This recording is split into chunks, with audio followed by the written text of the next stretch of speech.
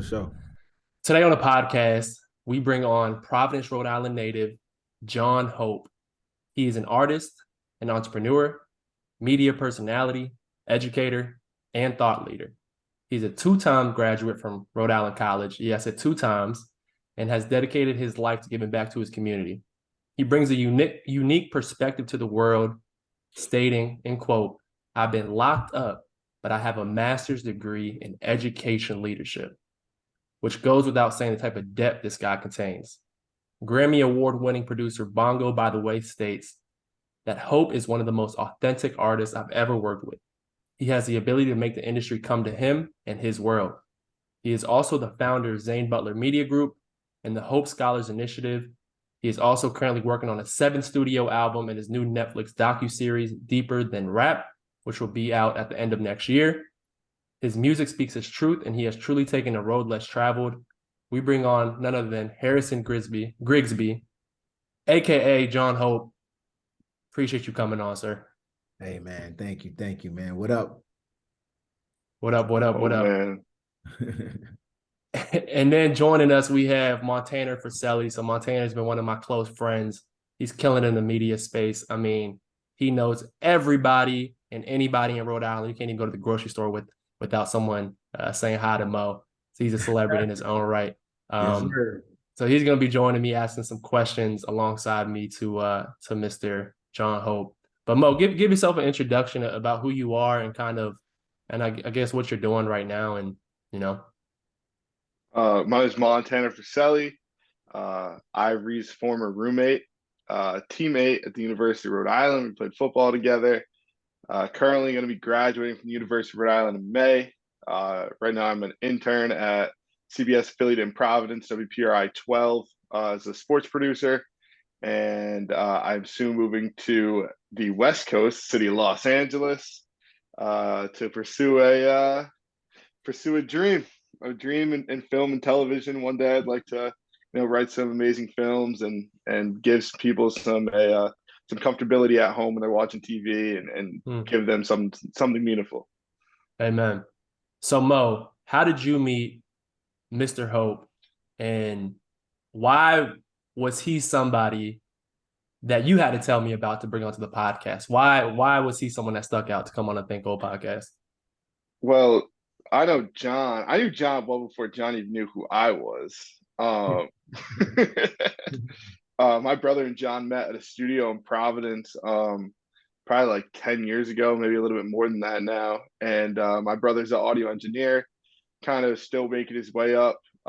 He was, just leaving Rhode Island at that point, and he ran into John at a studio and kind of worked together. Just, I don't even know if you guys really collaborated, but more just working side by side, doing your own respective things at that point. And my brother kind of showed me the Road Less Traveled video. That was right when it came out. And I was like, you know what I mean? It was just like that boppy song. I mean, I was like 10 years old, 11 years old. So I was bopping around to it and stuff. I was like, yeah, it's good. But as I got a little bit older, and I started listening to a little bit more of John's music, he became a little bit more relevant to my life. His music spoke to me, and his music's about the people of Rhode Island and the city of Providence. And you can relate to it, especially being from the area. Mm-hmm. And John has done much more than music. So I asked him to come in and speak to my class at the University of Rhode Island. He came in, gave an amazing presentation about his life, but also his work, from the standpoint of music, from the standpoint of education, and just, trying to help us understand our own journeys. I think that's the biggest part. And before you can really do anything for other people, you have to understand yourself and what you're made of and all the elements that really create you and make you who you are. So, Ivory, I just know that this podcast is really based around that, telling, the power of testimony and the power of being who you are and sharing that with others so that they can learn from you. So I just think that John is an amazing story, and I want him to come on here and share it. So just excited. Let's go. So John, like, one of the reasons why I started Think Old, right, is because for me, hearing podcasts and learning from others has played such a role in my life, right? I was someone who grew up without a father figure in my life, and really football was the only mentorship that I had, right? And I think it's so important to be able to continue to learn from people like yourself, right? And I think it's if you can't surround yourself around if there's not amazing people in your circle, what do? You go out and find them, right? So this is me coming out and finding those people. So I'm so happy to learn from you. So there's really so many different places we could take this episode, but I want to spend this time on the podcast to really understand your journey and the obstacles you had to overcome to be who you are now. So first off, where does the name John Hope come from? Yeah, man. Appreciate all the words, man. So the name John Hope comes from it's a funny story, to be quite honest, man. I wish I had something deep and eloquent to share, but what it was growing up in my neighborhood, a lot of people, everybody called me Jeezy, like that was my nickname just before rap. That was, my birth name is Harry, so people will call me Harry Jeezy, and then they just took Harry off. Ironically enough, I went to URI my freshman year. I played on the basketball team, and everybody just called me Jeezy, right? So I started rapping, and I just kept the name. But what happened was there was a dude out of Atlanta coming with this whole wave, and my man called me up and he was like, yo, there's this cat named Jeezy, Young Jeezy, that's coming out. You're gonna have to change your shit, you know what I'm saying? And I was like, man, whatever, man. And lo and behold, Jeezy came out, and so I changed it. And so when I changed it, I wanted to do something. I wanted to have a name that would exist in multiple spaces. I do have aspirations as an actor. I had a little bit of a theater background. And so I was just looking at like Tom Cruise and Brad Pitt, and those are their stage names, and it's 2 syllables, you know what I mean? Even Jamie Foxx, who I'm extremely inspired by, that's not his stage name. But it existed in multiple spaces. So I was like, yo, I'm naturally a positive dude. And at the time when I was coming out, Rhode Island really, you didn't see the talent pool like it is now. I was really like waving the flag, as a Rhode Island hip hop artist. That didn't really exist, you know what I mean? To the level that I wanted to take it. And so Hope is the state motto for Rhode Island. And I was like, yo, John Hope, it just has, it has a ring to it, 2 names, 2 syllables. And I ain't looked back ever since, you know what I mean? And even as my career has morphed, in the acting space, John Hope, music, John Hope, educator, John Hope, like, you know what I mean? It's just not too much of a, like when you see like Donald Glover and what's his Childish Gambino. Childish Gambino, you know what I mean? There's a little bit of a transition that needs to take place. You know what I'm saying? For me, it's just like John Hope, yo, Hope, yo, Hope, Hope. That's it. That is a very intelligent move to make as an artist, to be thinking of not locking yourself in the name of like a young Hope or like a right, like a young Jeezy, right? Like you pick something thinking about the future. And I want to dive into that later, right? And dive into, like you said, being able to exist in multiple spaces. I feel like that's you in a nutshell. But I want to first start off with like giving the audience and me and Montana a basis of, how you got here, right? So what was it like growing up in Providence, Rhode Island? Talk to me about just, the trials and tribulations that you overcame just as a young kid trying to get here, right?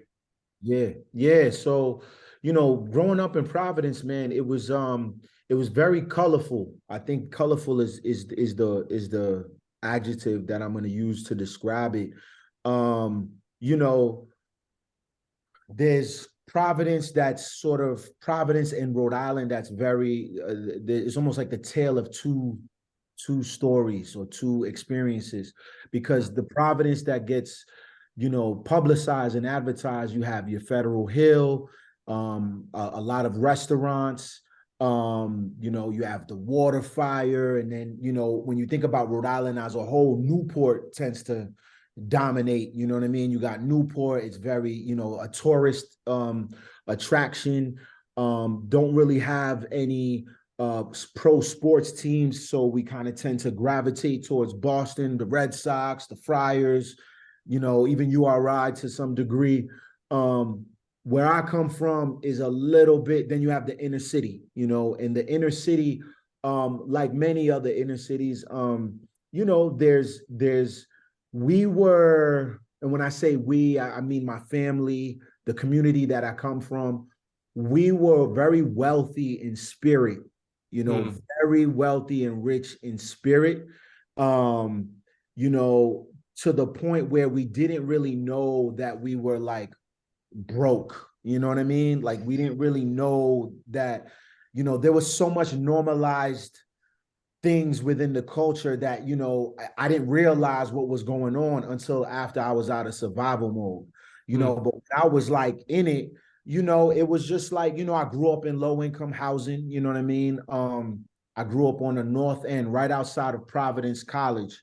And I grew up in this housing complex called Arbor Glen.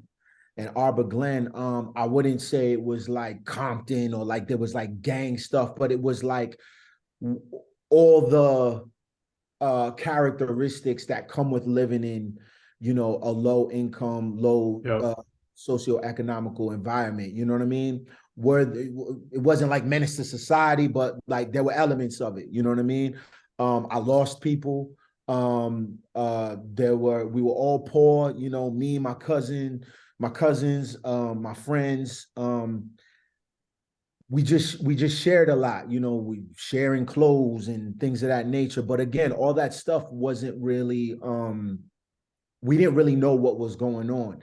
What I will say looking back is just how much of survival mode we were in. A lot of my friends, you know, I jumped off the porch early, like I was outside, man, like 10, 10 years old. 9, 10 years old, me and my guys, you know, just roaming the streets, wasn't doing anything illegal. You know, we weren't selling drugs or anything like that, but just more of a heightened awareness. We were really forced to live quick. You know, I was forced to grow up. Like a lot of my friends, you know, they would occupy full-on apartments age 10. You know what I'm saying? Like no mom, no dad.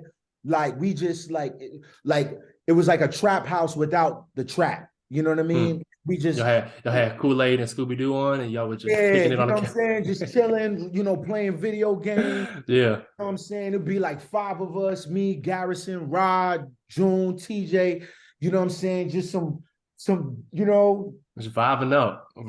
dirty African, you know what I'm saying? We just wilding out, man. You know what I'm saying? We just, you know, talking amongst our friends about like, you know, yo, did you hear that Biggie record? Whatever. Then we go to the corner store. We might go to the corner store, get some, you know, quarter waters or whatever. So it was just hood living, but nothing. I'm a parent now, nothing that I would do for my daughter. Like I would never leave my daughter home alone. You know, I was home alone at 5 years old.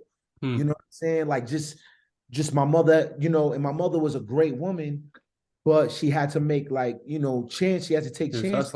Yeah. She had to go to work. So she would leave me. She'd be like, yo, don't open the door. Don't pick up the phone. Anybody knock on the door. Don't, and that's all I knew. You know what I'm saying? Then I got outside or whatever. So it was just more or less like, it was living, but in heavy survival mode. That's kind of how I would articulate coming up in Providence.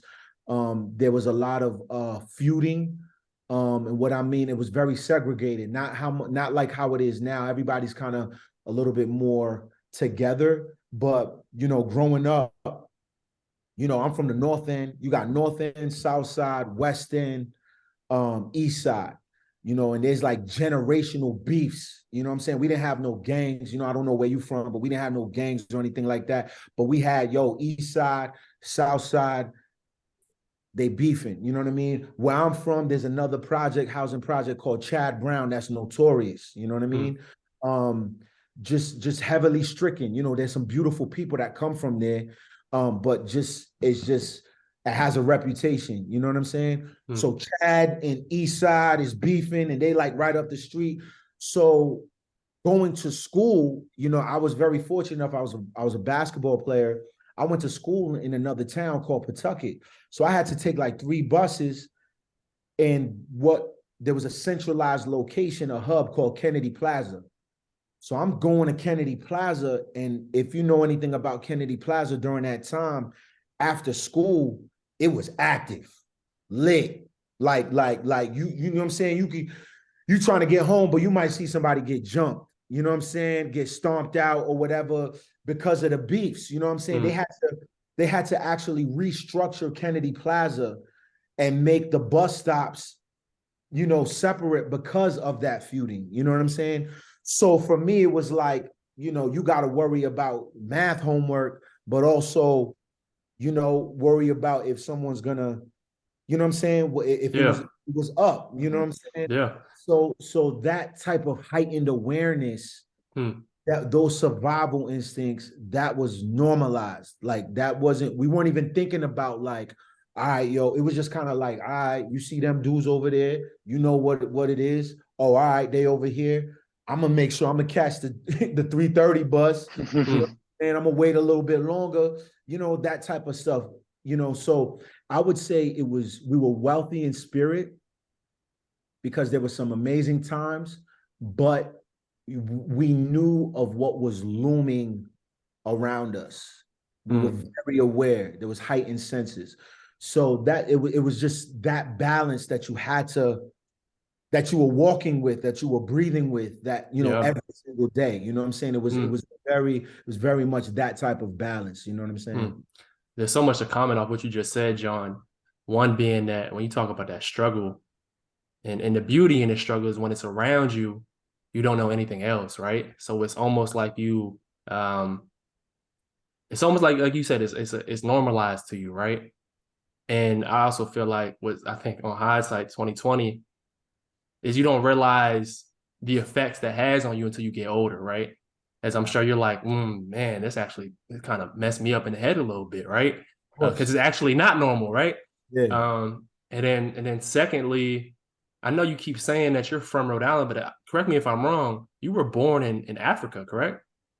No, I was born in Rhode Island, but my parents are from Okay, so first generation. Gotcha. I was just generation. wondering, what challenges did you face as having parents that are straight from Africa, right? And you Yeah. got kids, parents have been in America for some time, and they probably looking at you a little differently. What experiences did you have with that, if any?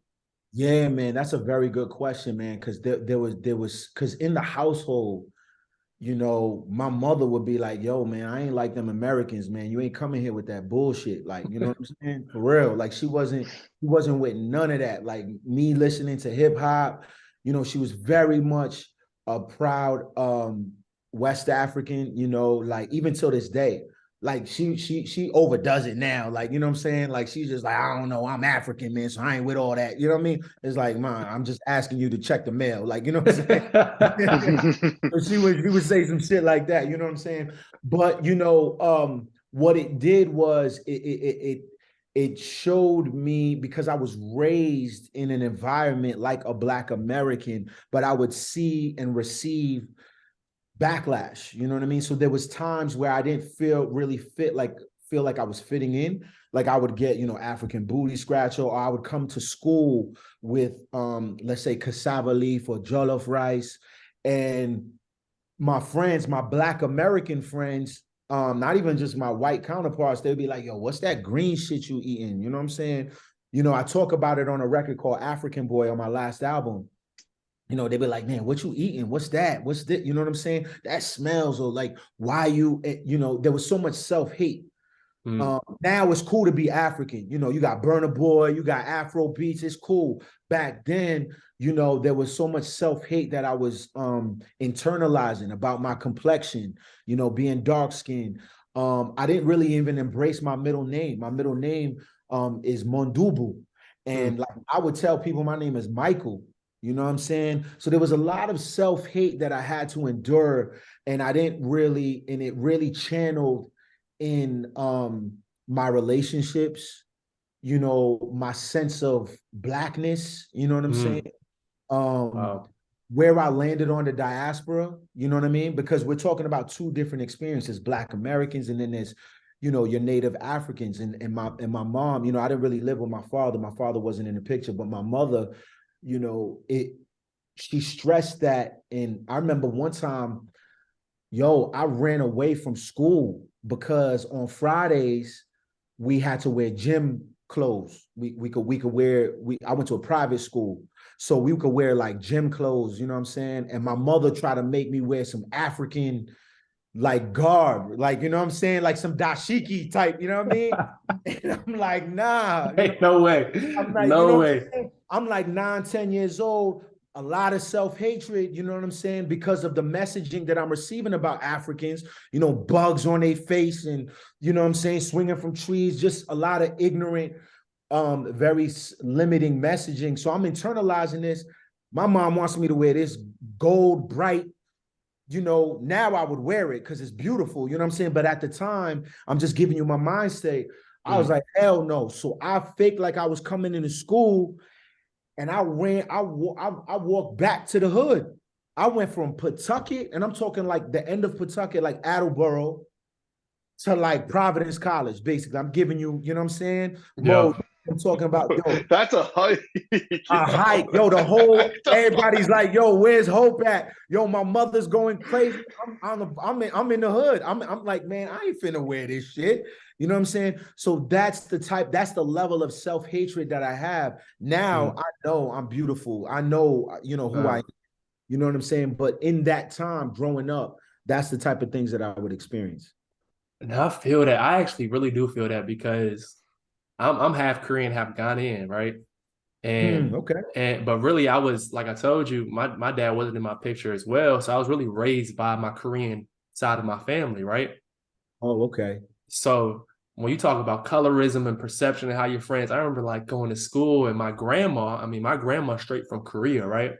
Yeah. I'd be embarrassed to like be by her when I was a little kid, right? And it Right. came from ignorance from myself. Um, but now I'm like, girl, like, let's go, grandma. Like, Yeah. I don't care. I think it's the most beautiful thing ever now. Behind That's it a as a kid, man, all I cared about was what people would think about me, what my friends would think about me, because you just want to fit in so bad. right. So now I feel that. I feel that, man. With you, Now, bro. I feel that. We can expound on it a little bit later, but I want to really shift gears here and talk about like that mindset because you quoted, I don't know if this was a song or in an article, but you quoted, I got honors, but got kicked out of seventh grade. Yeah. I've been locked up, but have a master's degree in education. That sums up the type of kid I was, Mm-hmm. right? Mm-hmm. And when I just read that, I'm like, man, so it's not that you're dumb, right? It's not that you're a bad kid, but what is that? Like, what was that balance that you're speaking on right there? Man, it was looking back, man. I was just very, very I think I was dealing with a lot of abandonment and instability. Because I lived in foster care too. You know, I was in foster care for a little bit, not a long time, but just enough to know how it impacted. And like I look at my life and I know I could point to that I was forever changed. I was forever changed when I lived in foster care. I lived in a few homes, you know what I'm saying? And I think people didn't know what to do with me because I had all this experience. Like not just smart, like I was very smart, like very, like I was get like high honors, but I was like fighting, you know, and I was resisting authority because I just didn't love myself. I didn't love myself. Looking back, I didn't I didn't trust people, so I built up a wall and a barrier. Um, I didn't trust myself, so I was leaning in on what I thought was cool, what I thought I needed to be, you know. But I think the instability, I just, you know, I'm telling you, I was raised, I like 5 or 6 families. You know what I'm saying? Like just like I would live with this group of people for X amount of time. I would spend weekends at this family's house. Like my mother had to work. So I had all these different experiences that I think maybe confused me. I was confused. I didn't know what was real. You know what I'm saying? And so I lashed out. I lashed out. Again, I wasn't a kid that was like, I wasn't wilding out and I was just angry. I was angry. I had this internalized anger and this I didn't love myself the way I love myself now. And that played out in the different ways that I was living, man. I think that's just where that comes from, the inconsistencies in my life. And so I had a level of distrust for myself and others that manifested, in my behavior. Man. Now, when you were bouncing around in foster care, different homes, were you just in Providence or like that Providence, Pawtucket area, or were you going all over the state? No, I was in the Providence, Pawtucket area. So what happened was when they take you away, they try to put you in what they call next of kin. So my brother and sister, they have the same father. We don't have the same father. So they got the same mother and father, you know what I'm saying? So they went with their father to live. My father wasn't around. So at first they put me with some white people on the east side, like in this like really rich, you know what I mean? And that was a culture shock because I'm coming from a whole different, you know what I'm saying? So I remember like being at the table and they talking about the salad fork and all that. And I'm like, man, I'm trying to eat. What the hell? You know what I'm saying? Like it just didn't register. So I remember being there, and then I went to another home like real quick, and then I went to my brother and sister's father. I went to go live with them, but like he, God bless his soul, he's dead, but he wasn't fucking with me. Like he wasn't really, he just didn't, I wasn't his child. You know what I'm saying? I remember Christmas. He's getting his kids everything, and he ain't getting me shit. Like, you know what I'm saying? He's like, yo, that ain't my son. You know what I'm saying? So he took me kind of reluctantly, and that manifested in the woman that he was dating at the time. His wife, she tried to poison me. She would put stuff in my food. I remember she put stuff in my food, and then I left there and I went into a group home. And when I went into the group home, that's when I really it was active. You know what I'm saying? I came in there it was a group home where it was like ranging from like a 5-year-old to like, I think, I was so young. He looked like he was like 50 years old, this guy named Fred. You know what I'm saying? But it was like a grown man. Like, so you in bunk beds with like all kinds of different people. It's like 9 of us, you know what I'm saying? Like and I came in that bitch crying. Like I want my mother, like I was crying. And man, that's the first time, I saw death. I saw death at an early age. One of my foster brothers, his mother got killed. Yeah, so that's when everything just really got crazy and I got kicked out. I remember I got kicked out of Holy Name School on the east side. What happened was the very last day I got honors. Mr. Bruno brought me in. He said, you did very well this year. He was just like, we would recommend that you don't come back for the 8th grade. And I was like, all right. And that was it. Wow. Yeah, just like that. As a kid too, man. Like as a kid, like you're not As even a kid. like, Yeah, that's my crazy. mother wasn't there. He just brought me in the office and was like, yeah, we recommend that you don't come back. I was like, wow, okay. Got you. So that's crazy. And I think I start thinking about like, I'm a very spiritual, faithful person, right? And I feel like that has definitely made you who you are, without a doubt, right? Like that has added something to you that's nobody else can relate to but you. And that but speaking of music, right? Because you're an artist. Yeah. How did music come into the picture And was that like the bridge to channel that anger, that frustration? Yeah.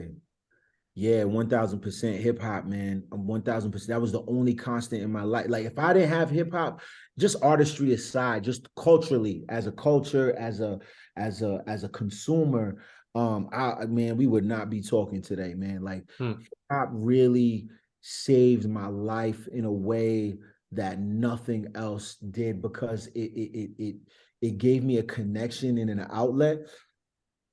It it allowed me to see that other people are living this way. Because for the longest, I thought it was just me. Like Hmm. I thought I was I really thought like I was like, man, like no one cares. Like, you know what I'm saying? Like, and, no one can identify with what I'm going through. And then I started seeing other, some of my favorite artists growing up, like talking about some of their circumstances. Um, um, Really that introspection, like hip hop allowed me as a writer to look inward. And I was doing the work even before, now we live in a world when you pick up the phone, TikTok, everything is hyper mental health driven, and you healing, and yoga, and drinking tea leaves and everything, you know what I'm saying? Now Yeah. I was doing that internal work, I think, through hip hop Hmm. without even knowing. And it was a bridge. Um, and it was something that I was honing as I got older. It was my secret, and then it became a secret within the neighborhood. And then it gave me the confidence to ultimately, be in front of YouTube brothers, you know what I'm saying? Because I started seeing results. That's the only place that Mhm. I did that did not let me down. That was the only place that was consistent, Wow. um, with giving me, with nurturing me. You know what I'm saying? I didn't have a father, but Scarface was my dad. You know what I'm saying? Or Mhm. Beanie Siegel. Even to this day, like Nipsey Hussle. That's my um that's where I get, a good majority of my nourishment. Now I'm a little bit more versed and sound and diverse, and I could, pull from things and also pull self-soothe. But for the longest, it was hip hop that was raising me. Hmm. Mhm. So I picture like when somebody gets involved with the craft, for example, like football, right? And I just could relate it to my story of once you start realizing, once you start having fun with it, right? And then you get Yeah, to a point where like it's actually something that you can have fun with and actually work on to get better, right? yeah. And then you Mhm. start visualizing, oh, like what could this look like later down the line? Did you Yeah. start visualizing a future in music as a kid? I Or should I say like what did you want music to do to you big picture? Like what was its goal with music? Yeah, I think from an artist standpoint, those aspirations didn't come till later on. But for me, it was more of a therapy, of Mm, a I didn't really look at it as an artistry until I was in college. You know what I'm saying? Like I didn't look at it like I was, oh, I'm gonna get on, and you know what I mean? I had to get the confidence from my neighborhood. People in where I grew up, they were like, yo, man, you nice, you dope. You know what I'm saying? So I think the aspirations that I did have was I just wanted the world to hear my message. I think early on I was driven by the fact that Rhode Island hadn't had, you know, a footprint in the hip hop landscape. You know what I mean? You had, Jeffrey Osborne, you had Blue Cantrell, even John B is from Rhode Island. But from a hip hop perspective, I think I was driven more so by that. Like I was like, man, there's a story that's not being told.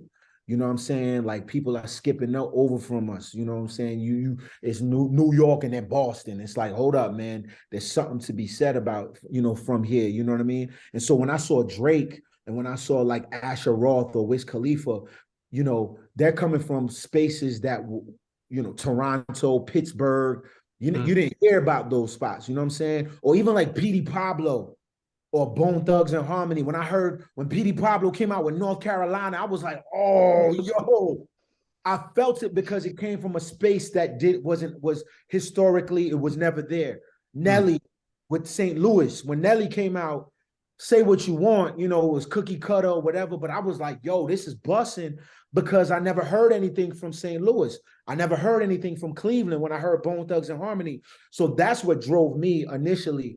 And then afterwards, when people started recognizing, I was like, okay, this that hope shit. You know what I'm saying? So real quick.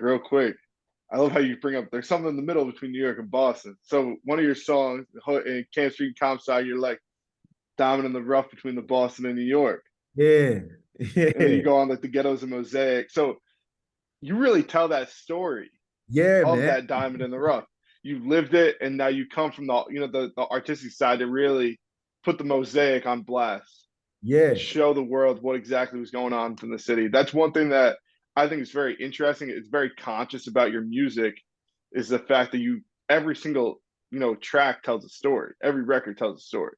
Whether it's the beat always matches the words, and the words always match the story. Thank you, man. Yeah, man. That's all that is intentional, because my thing is I want people to there are so many more stories that exist in this, right? So I don't want to say that I'm the only story, but what my intention was to open the window, open the door, like, yo, this, if you really want to know what it's like growing up in PVD, or want to know what it's like culturally, you can start here, right? Camp Street and Comstock. Like, this is where it's at. Like, you know what I'm saying? Ivory, he said he ain't from here. He don't know. You know what I'm saying? All right, Camp Street and Comstock, bro. That might be the seed planting moment to be like, oh, okay, what do I need to? What's on Camp Street? What's on Comstock Avenue? Oh, okay, I'm gonna pull up here or whatever. It sparks that interest. So that's where I was coming from with it.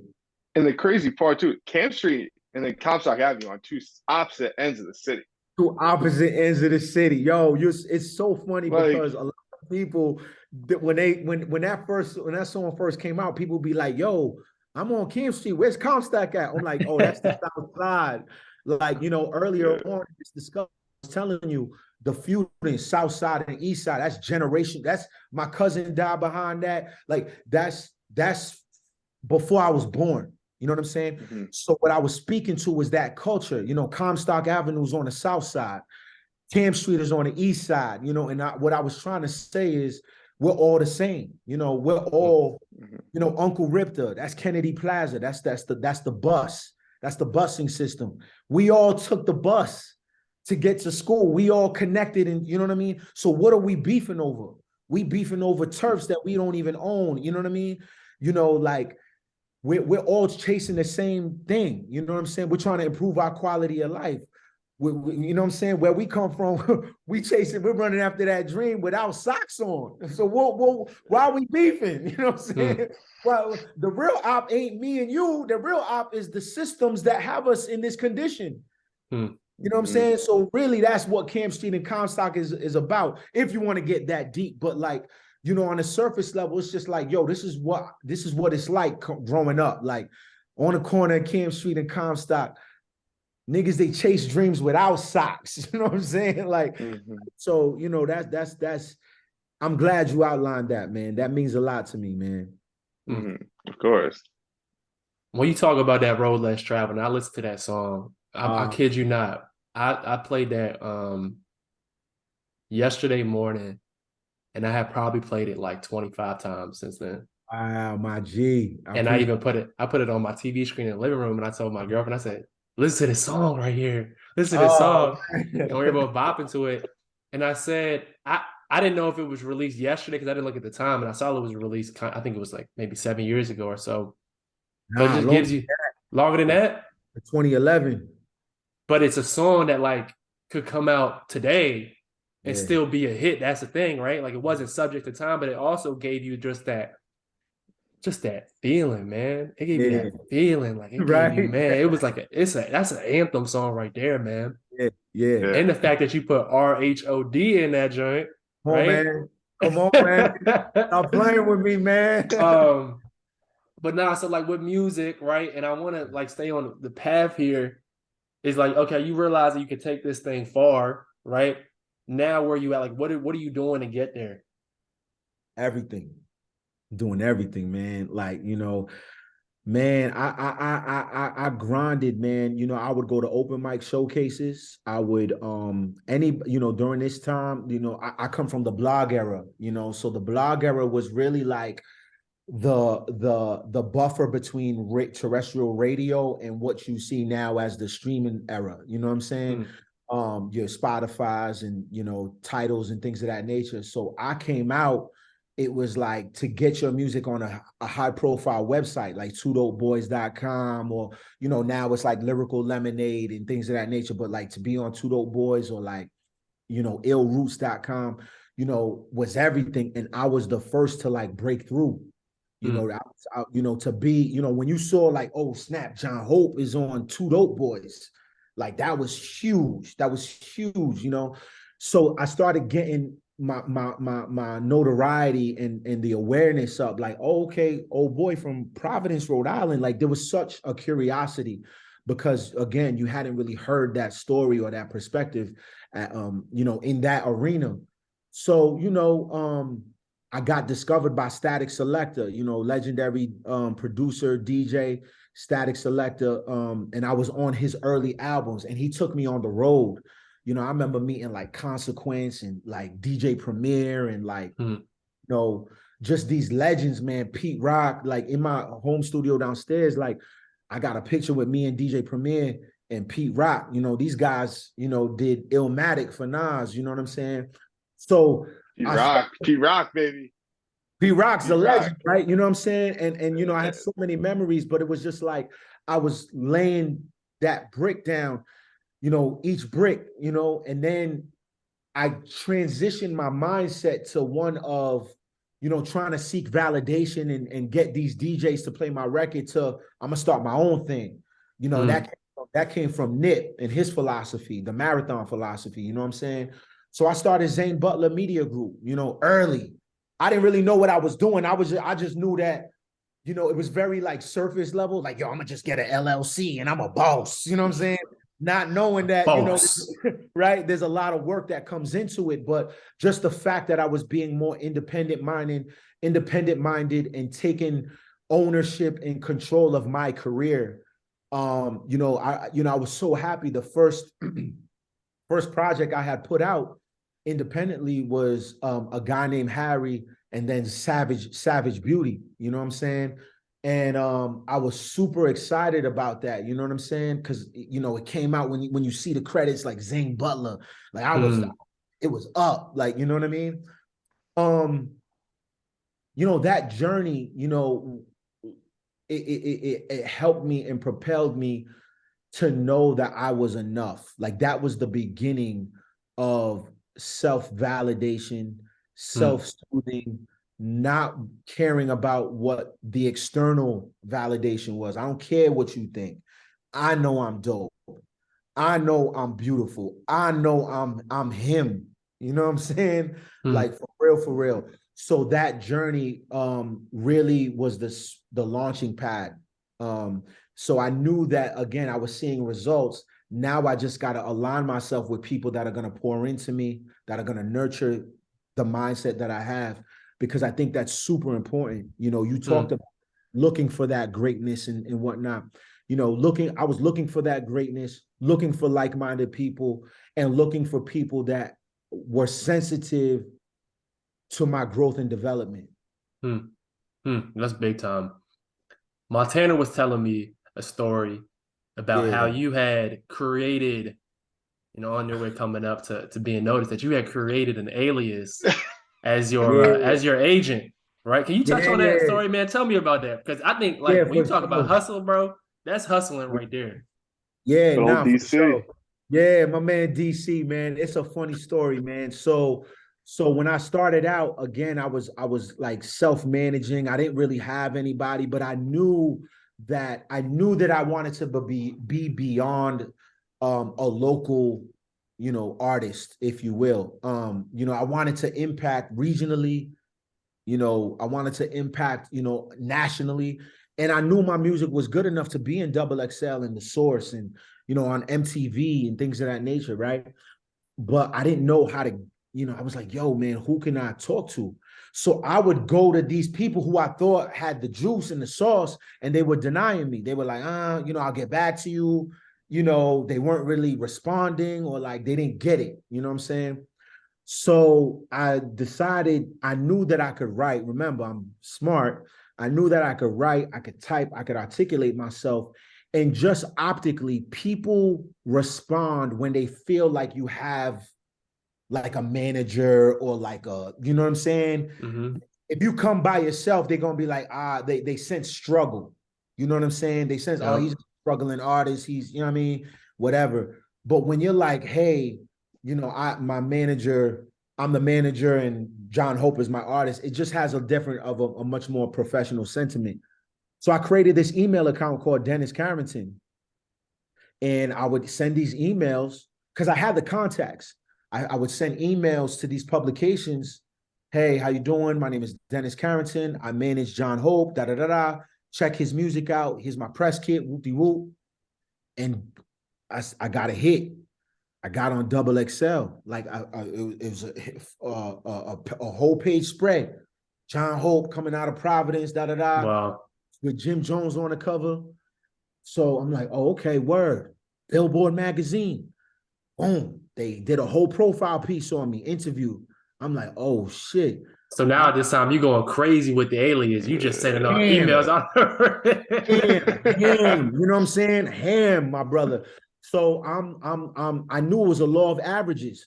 If I attempt at 60 emails, maybe 20 to 30 are going to get back to me. You know what I'm saying? So I'm hitting everybody up. You know what I'm saying? And so I routed a tour, a college tour, 14 dates. I ended up booking Providence College, which ultimately transitioned into me being a host. You know what I'm saying? So even the opportunities that came from that, so DC, man. And then one time, Providence College asked to meet Dennis Carrington. So I had my man, on God, man. I had my man Roger, he has a video company in Los Angeles, works with Diddy, works with Game, Kanye West, Pusha T, Nicki Minaj. He's doing well for himself. But at the time, he was an artist too. He was in my crew. He's white. So I'm like, yo, Raj, I need you to put on a suit, you know what I'm saying, and come get this check. So he put on a suit, he collects the check, I perform in front of 3,500 people, and I break him off. You know what I'm saying? I would give him, you know what I mean? And that's how we did it. Man, that's funny. You said he's white. It couldn't be no brother. It might be too brother, obvious. you know I was like, yo, Raj, man, he's an Italian dude. He came through, his hair slick. How you doing? I'm Dennis Carrington, all slick. I break him off. We all eating. And that's what it is. That's funny, man. That's funny. So I saw the video of you on Sway. What was that like, being on Sway in the morning, man? Yeah, that was dope, man. That was such a milestone in my career, because not only was I on Sway, but what you guys did not see was, so when you come up in there in Shade 4-5, you got to wait in the lounge area, right? So it's me and the two other artists that were on with me, you know what I'm saying? And I brought my man, Kari, who's an incredible artist. You should check him out, Kari Durgans. He lived in New York at the time. So I hit him. I'm like, yo, I'm gonna be in the city. Come with me. We going to Sway. So he's with me. We all chilling. I'm, whatever. Sway comes out. When Sway comes out, now this is Sway who's interviewed Barack Obama, Jay-Z and Nas, Tupac, Biggie, Drake, everybody. Sway is the cornerstone icon of hip-hop media, right? Yep. Boom. He comes out and he's like, yo, Hope, what's good, fam? My brother, when I was shaking, because he knew me. Like, he was like, yo, Hope, fucking with you, whoop-de-whoop, wah-woo-woo-woo. That's fucking He didn't awesome. say none of that to the other two artists. Other two artists are looking like, oh, snap. He's like, yo, John Hope. And I'm like, yo, I'm shaking, bro. And yo, I'm not even gonna hold you, man. Like, yo, I went in the bathroom and cried, dog. Like, I was like, yo, dog, this dude knows who I am, bro. Wow. Like, he was yo, Hope, man, yo, I'm Mm. rocking with some music. Whoop-de-whoop, why did, yo, and I went to the bathroom and cried, man, because I was like, wow. Because I remember sleeping in New York City trying to get on a reality show. Missy Elliott had a reality show. This is way back. And I slept outside in the cold on a cardboard box, bro, trying to get on because I saw the line. So the audition was like on a Saturday. I was going to stay at my man's house in Harlem. We go by the spot just to see the location, and we start seeing people lining up. And I'm like, bro, I can't, because it was like a cutoff, you know what I'm saying? Mm. And I was like, yo, bro, I'm gonna get at you. Got my bags, and I'm out there on the cardboard box, man, just like, you know what I'm saying? So I remember that grind, and I got denied, you know what I'm saying? I remember that grind to come back and hear Sway say, yo, I know who you are, bro. My eyes were sweating, dog. You know what I'm saying? That's a different type of validation, man. The fact that he saw who you were, that just goes to show also how in the weeds Sway is with his music, right? He knows good music, man. All the way from Rhode Island, we talk about it's the smallest state in the country. For you guys listening, y'all might not know this. Rhode Island is the smallest state in the country. Country, man. Yeah. I remember when I got a scholarship to go to Rhode Island. I never even heard of Rhode Island before. I took a risk going out there, man. You could jog to the other side of the island, quote unquote. That's how small it is. We got one area code. One area code. But John, you just defying odds, man. Like you're really defying the odds, right? Yeah. And that's remarkable, bro. That's remarkable in your story. What does it mean for you? Now, let me do this. So when you're reaching this success, co-signed, I think one of your videos got co-signed by Jim Jones, Jerome Sway in the Morning, Billboard going up literally in Providence, with your face on it, right? Yeah. It seemed like you almost pivoted to like being more than just a rapper. Yeah. Right. Yeah. And you went back to get your master's in education, right? And you kind of honed in on a different level. Yeah. Why do that? And why Yeah. not continue that path and just fully dive into rapper? I'm an artist. Why go back to college? Why do those things? That's a great question, man. Again, first it started with Nip, just understanding how to be, that it's okay to be multi-passionate, you know what I'm saying, and multifaceted. I knew I did not want to be a struggling artist. All those successes that I shared, my bank account didn't reflect that, right? So there's a reality that's still looming, right? So I don't want to romanticize this journey. There's a reality that like, I wasn't really making money, you know what I'm saying? I'm spending money, so I had to create an ecosystem of a world of John Hope. What does the world of John Hope look like? So I had to tap into my passions, right? What I knew as a business owner was, okay, I would get maybe 1 or 2 paid gigs every 2 months, right? But I was getting paid to speak. I was getting a lot of traction as an educator, as a motivational speaker, as just a community figure, right? From a financial standpoint. So it's like, how do we fuse these worlds? Let's not compartmentalize, like, you know what I'm saying? And so, I was like, I saw this world of hip hop education. I went to the first ever hip hop educational conference, and I was blown away. It gave me the validation because I was really compartmentalizing these two worlds, as an educator and as a hip hop artist. What does that mean? Well, it meant hip hop education. So hip hop education as an entity, as a culture, it's the utility of hip hop as a cultural tool to engage young people, to validate, and it really challenges the cultural norms of traditional academia, right? Mm-hmm. So in academia, we're so hung up on being credentialed, right? I got a degree and this, that, and the third, but you can't tell me that Nipsey Hussle is not an educator, that is not someone who can impact in a way that someone with a degree can't, you know what I'm saying? It's about challenging the norms of how to learn. It's reimagining what success looks like. You know what I'm saying? Yeah.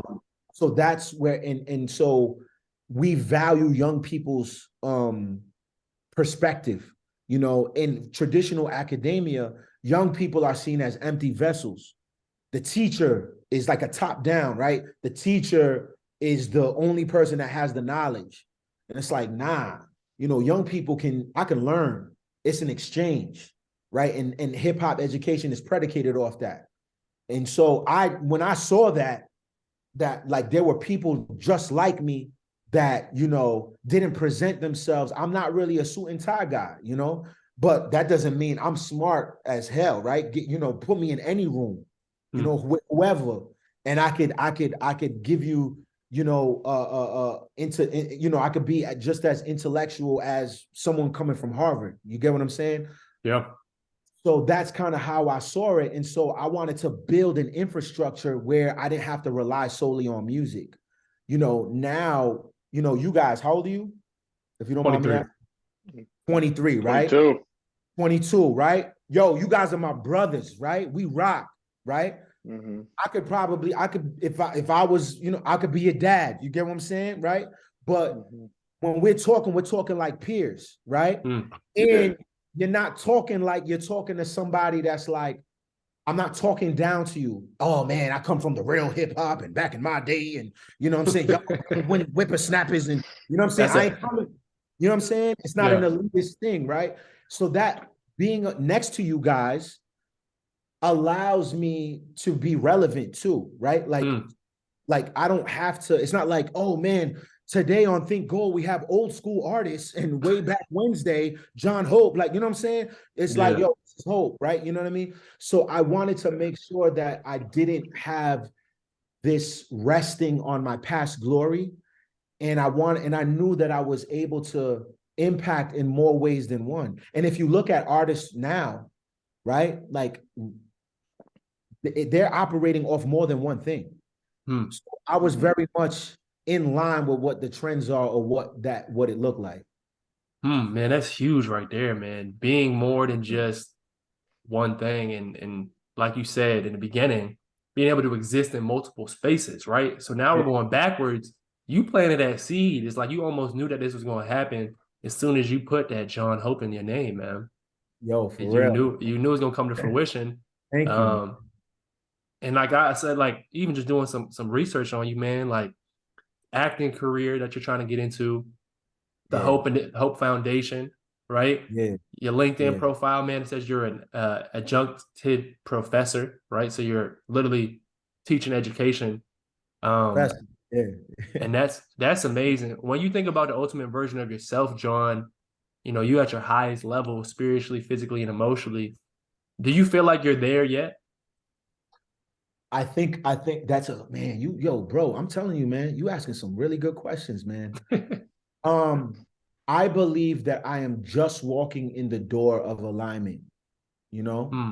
I'm very much aligned spiritually, mentally, physically, right? So now I'm dealing with the what comes with that, right? And what comes with that, it's a little multifaceted, right? Like I love the peace that I'm existing in. I'm no longer in survival mode, right?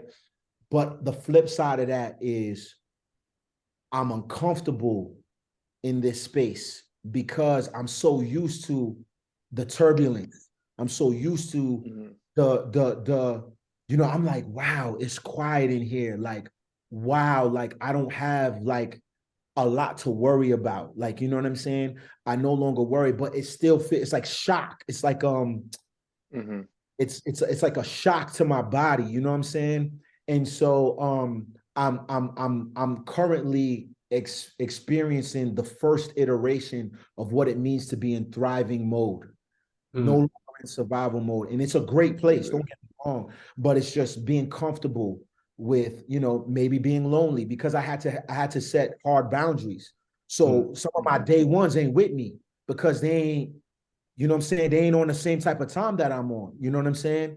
And so I have to, you know, be comfortable with myself, be comfortable with fatherhood. Um, and then what does that look like musically?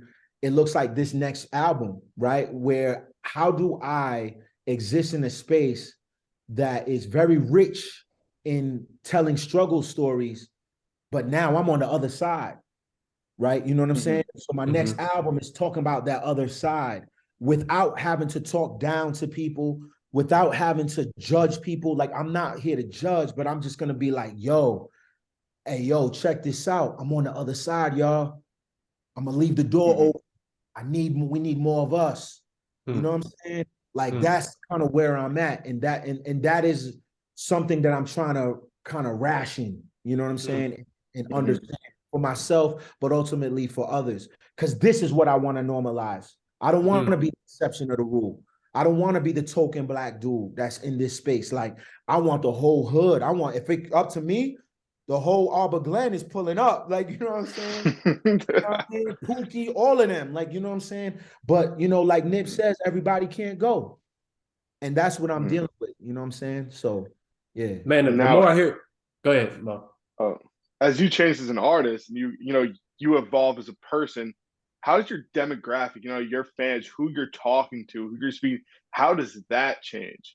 And how does that change your thought process as an artist? All right, consciously, I'm going to put out this record compared to that one because of the story that it tells, or the experience that I had, you know what I mean, that I now speak on this record is, life altering and could save somebody maybe that is 21 years old and been in and out of foster care, in and out of jail, kicked out of school, and that could save, you know what I mean, his path, his life. How do you make that conscious decision to change your music with the demographic? So it's funny, man, because like, so I'm gonna answer that question a little twofold. First, we're gonna go from just an analytic standpoint. I have no qualms. I'm 41 years old, right? You know what I'm saying? But the John Hope listener, consumer is actually 25, right? Bro, hold up. Okay. You do not look 41 at all. Oh yeah, dog. Bro, you look like, yo, bro, Black you're not like crack, 41 at son. all, bro. Damn, man, that's that Nipsey Hussle diet too. He was on that Dr. Sebi. Talk to Dr. Sebi. He was teaching hell. He was teaching health, you know what I'm saying? But yeah, you know what I'm saying? So I'm well aware that my audience though is actually you guys, right? It's actually the college young professional thinking like person, you know what I'm saying? So from an analytics standpoint, share numbers, that's who my demo is. It's 25 to 34, 25 to 34. So we're talking like my almost 10 to 20 years younger than me. I don't know why, I don't know what it is, but it's just what it is, right? So what do I do with that information? Is tapping into my experience growing up, you know what I'm saying? But also hearing what these young people got to say. Like, because, I'm a descriptive writer, right? Like, what are you experiencing? You know what I'm saying? And there are themes within my albums that no matter what age you are, it's going to connect. You know what I'm saying? When I say THS, bro, you know what I'm saying? It's not, THS for the 30 and over. Like, you know what I'm saying? It's THS for everybody. There's people that come up, yo, you on that Hope shit, man. That Hope shit. You know what I'm saying? Young kids, man. I'll be hosting a separate event. Hosting, not rapping, someone come up, TH, yo, that Hope shit. You know what I'm saying? And it's a little kid. It's a kid, you know what I'm saying?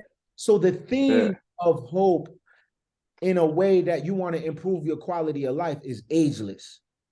As long as I know that, my pen is forever. Like the ink will never dry. You know what I'm saying? It's not like I'm relying on a dance or a challenge or like, you know what I'm saying? My theme is timeless. You know what I'm saying? So would that be the greatest advice you would give to like an artist coming up now?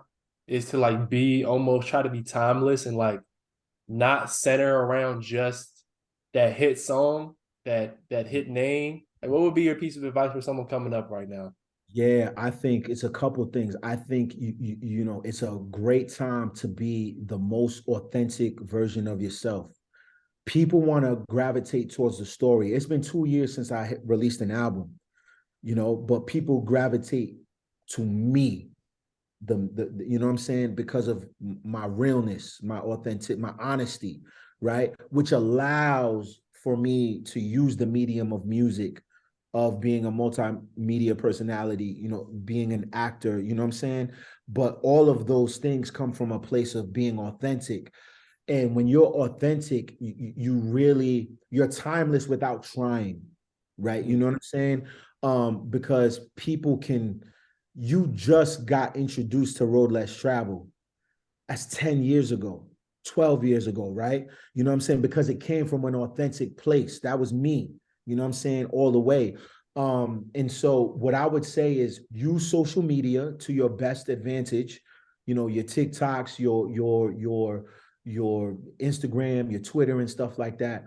But be authentic with it. You know, for me, when you talk about John Hope, it's hip hop, it's fatherhood, it's motivation, it's inspiration, a little bit of education. You know what I'm saying? And you get that through all the mediums. You know what I'm saying? That's the hope. That's the hope experience. You know what I'm saying? Mm-hmm. And so you have to be authentic. People can see through the bullshit, man. So when you start doing like, you know, Takashi 6ix9ine type, you know what I'm saying? Like we see through the bullshit, you know what I mean? And so you have to be authentic and tell your story because there's no one like you. That's the beauty of this thing. There's no one like Ivory. There's no one like Mo. No one. Think about, like, you know what I'm saying? Like there's nobody. You can't, you know what I'm saying? And I'm talking in the midst of AI, right? You know, everything artificial intelligence, all that. There's still nobody like me. That's why I'm not really worried. Saying you could duplicate it, you could try, but I got the sauce. Yeah. So if I lean into that sauce, man, it's timeless, bro. It's timeless. That's great advice. I feel like that's not even advice just to artists, but that's all across the board, man. That's timeless advice right there. But now we're coming to the end of the podcast here, and we wanted to kind of do like a little twist here, right? Yeah. And so, you know, I end with a section called the deep end, but we're gonna start off with another section, right? Yeah. And I'm gonna name 3 words, right? Yeah. And if you could just put them together in bars, right? Or put together, you know, a little quick little freestyle, on the spot. right? A little on the spot. I was telling Mo, I said, man, like, I don't want to make it too challenging for him. He's like, nah, do it. I was like, well, I don't even know. Like, is it 1 bar, 2 bar? Like I said, I don't even know what a bar is. And then Mo goes, a bar is just like 1 bar. And I said, thank you, brother. Appreciate you telling me that. Thank you. No, that's it. That's what it is. Shout out to Mo. That's my bro. All right, ready. I was 3 like trying words to right give here. examples of 1 bar. Like, Yeah. All right, go ahead. What's up? All right. Think gold, freedom, purpose. Well, you said 3 words. I got 4. You said think. So let me do 3. I'll do 3. Gold, freedom, and purpose. Okay. Gold, freedom, and purpose. Man. Yeah, gold, freedom, and purpose. Oh man. The dialogue we share is never worthless. It's within purpose. We go deeper than the surface. I give you the windows to my soul. The freedom comes when I show you that we think in gold. there we go, man. Point blank. Point blank. Point blank. That's what I'm gonna give you. All right, now this section. We got to put the challenge out there for it. Yeah. We got to give you a little challenge. I like it. All right, now this section is called the deep end right here, right, John? Yeah. Fill in the blanks, all right? Mm-hmm. I am nothing without.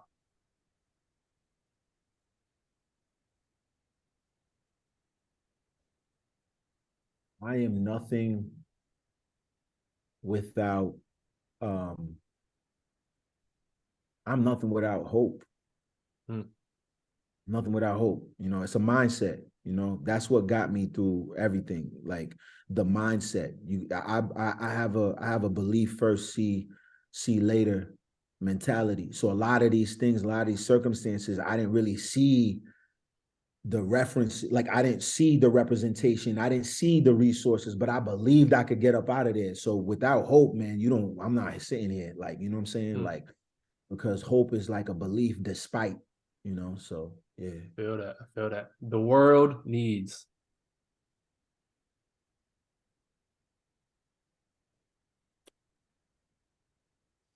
Empathy. Hmm.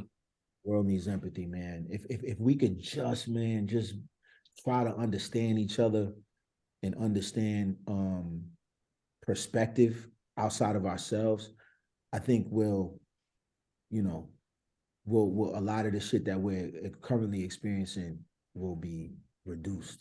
Yeah, man. My biggest joy is. Oh, my daughter. My Hmm. daughter. Oh, yeah, yeah. Shout out to Lil Hope. Yeah. Our greatest battle is. With ourselves. Hmm. That's like every person that said the same thing. Every Yeah. person, man. We tell our own stories, man. Sometimes we get in our own heads, you know what I'm saying? So yeah. Hmm. John, this was a blessing, man. This was an Come amazing on, episode. man. This was phenomenal, man. This is great.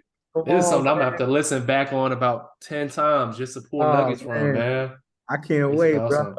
I This is rock with awesome. you, man. Hey, This is listen, awesome. man. This is not gonna be the last time we're gonna meet, man. You Yes, know what I'm sir. saying? I can't wait till we link in person. Mo, you already know, bro. You know what I'm saying? We tapped in, man. Of I course. really appreciate the fellowship, man. I really appreciate us chopping it up. Of course, John. Where can Of course, people bro. reach you? Where's the best place to connect with you via social media? Yeah. Everything John Hope PVD, man. Simple as that. Okay. You know what I'm saying? The website, johnhopepvd.com. If you want to learn more about Hope Scholars Initiative, it's hsihiphop.org or Hope Scholars on Instagram, you know what I mean? But yeah, everything John Hope PVD, man.